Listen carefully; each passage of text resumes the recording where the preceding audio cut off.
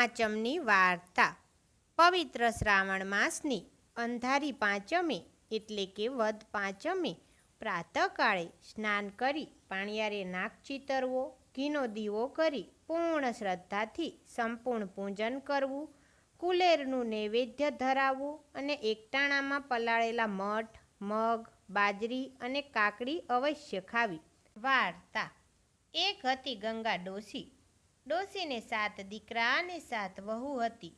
6 વહુ ભર્યા ભાદર્યા ઘેરથી આવેલી.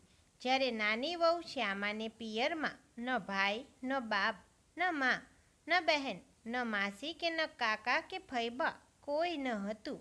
વાતે વાતે 6 વહુ શ્યામાને ન બાપી કહીને મહેણું મારે, પણ બિચારી શ્યામા મૂંગે મોઢે સહી લેતી.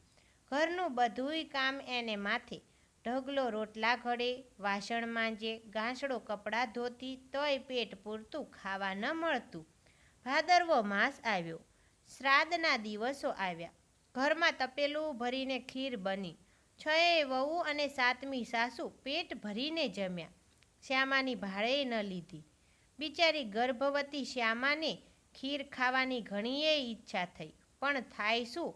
કામ ખૂટે તો ખાવા બેસે ને, ત્યાં તો સાસુ તાડુકી, અલી નપીરી, તાકી શું રહી છે? નજર લગાડવી છે? જા વધ્યું ઘટ્યું ખાઈને વાસણ માંજી નાખ. શ્યામાએ જોયું તો તપેલું ખાલી ખમ. આંખમાં જળજળિયા આવી ગયા. ભૂખ્યા પેટે વાસણનો ખડકલો લઈ નદીએ ગઈ. ખીરના તપેલામાંથી પોપડા ઉખેડીને ફાટેલા સાડલાના છેડે બાંધીને ત્યાં મૂક્યા.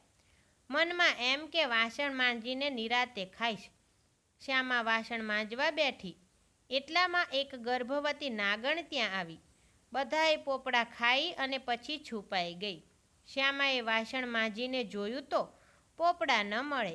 સંતાયેલી નાગણને એમ કે હમણાં દેશે ગાળ, પણ શ્યામા તો બોલી, હશે મારા જેવી કોઈ દુખિયારી, એનું પેટ ઠરજો. શ્યામાના આ વેણથી પ્રસન્ન થયેલી નાગણે દર્શન દીધા અને બોલી, દીકરી, ખીરના પોપડા મેં ખાધા છે, બોલ તારે શું દુઃખ છે? ત્યારે શ્યામા બોલી, માં, પિયરમાં મારું કોઈ નથી, એટલે બધાય મને મેણા મારે છે. થોડા સમય પછી મારો ખોળો ભરાશે. મારે કોઈ ભાઈ નથી, કોને બોલાવું? શ્યામાની આંખો ટપ ટપ વરસી પડી. નાગણ હેતથી બોલી, દીકરી, જરાય ચિંતા ન કરતી. તારો ખોળો ભરવાના આગલા દિવસે એક કંકોત્રી મારા રાફડે મૂકી જજે. શ્યામા તો હરખાતી ઘેર આવી. ખોળો ભરવાનો દિવસ આવ્યો ત્યારે 6 વહુએ મેણા બોલવા લાગી. પિયરમાં તો બધું ઉજ્જડ છે, કાળું કૂતરુંય સગું નથી, ને બિચારીને ખોળો ભરવો છે. પહેરામણીમાં કાંકરા દેશે કાંકરા. શ્યામાએ મેણાને સહીને સાસુ પાસે એક કંકોત્રી લખાવીને નાગણના રાફડે મૂકી મનોમન પ્રાર્થના કરતી ઘેર આવી.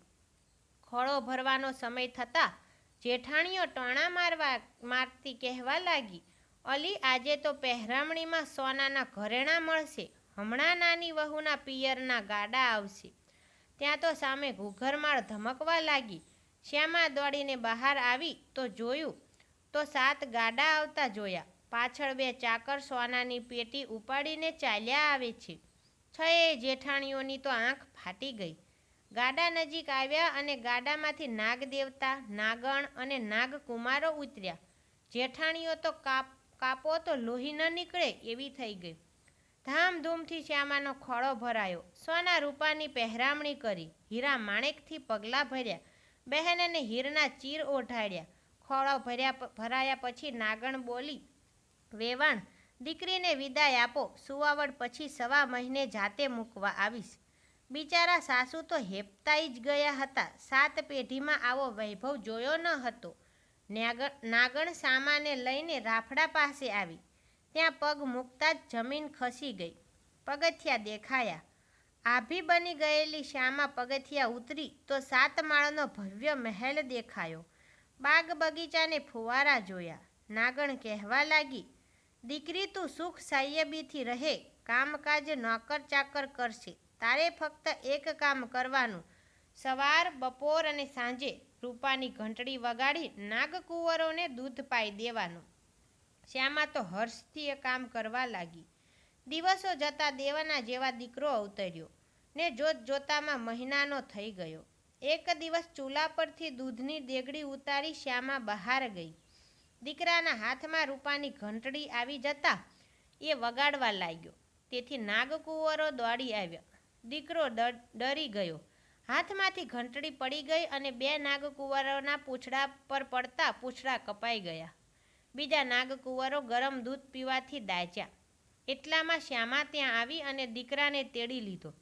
નાગકુંવરોની આવી દશાથી એને અપાર દુઃખ થયું. નાગનાગણીએ કુંવરોને શાંત પાડ્યા, પણ કુંવરોના મનમાંથી વેર ન ગયું. 1.25 મહિનો થતાં નાગણ શ્યામાને સોનાનો હીરા જડિત ચૂડો પહેરામણીમાં આપી જાતે સાસરે મૂકવા ગઈ. સાસરામાં શ્યામા હવે માનીતી થઈ ગઈ. તેથી જેઠાણીઓ તો વગર લાકડે બળવા લાગી. એક દિવસે નાગકુંવરો વેર વાળવા શ્યામાના ઘેર આવ્યા અને ઘંટી નીચે છુપાયા. શ્યામા પાણીનું બેડું ભરીને ઘેર આવી. ઉંમરે ઠેસ વાગતા બોલી, ખમ્મા મારા બાંડિયા બુચિયા વીરને. આ સાંભળી નાગકુંવરોને પસ્તાવો થયો. બહેનના હૈયામાં ભાઈ પ્રત્યે વહાલ જોઈ દંશ દીધા વગર જ પાછા વળી ગયા. એક દિવસ શ્યામાના છોકરાએ જેઠાણીના દૂધની તાંસળી ઢોળી નાખતા જેઠાણીઓએ છણકો કર્યો, તું તો મોટા ઘરનો છે, તારી માને કહે વાડે ભેંસો બંધાવે. શ્યામા રડતી રડતી રાફડા પાસે ગઈ. નાગણને મેણાની વાત કરી તો નાગણે બીજા જ દિવસે 720 એટલે કે 140 દૂધની ભેંસો મોકલી. શ્યામાએ જરાકેય રોષ રાખ્યા વગર અડધી ભેંસો જેઠાણીઓને આપી દીધી.